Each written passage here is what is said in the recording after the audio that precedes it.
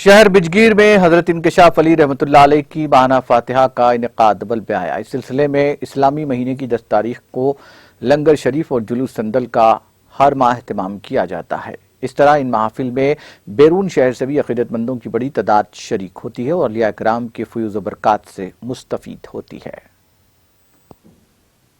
یہ محفل ہر ماہ شہر بجگیر میں چاند کی 10 تاریخ کو حضرت انکشاف علی رحمۃ اللہ تعالی کی 10ویں تاریخ کو ہر ماہ یہ محفل سستی ہے، جس میں لنگر شریف کا اہتمام رہتا ہے اور جلوس سندل شریف کا بھی اہتمام رہتا ہے، اور محفل سما جس میں بیرونی شہر سے یعنی دوسرے اسٹیٹ سے نادر سے سلیم ارمان صاحب اور دلی سے سلیم راجہ تشریف لاتے ہیں۔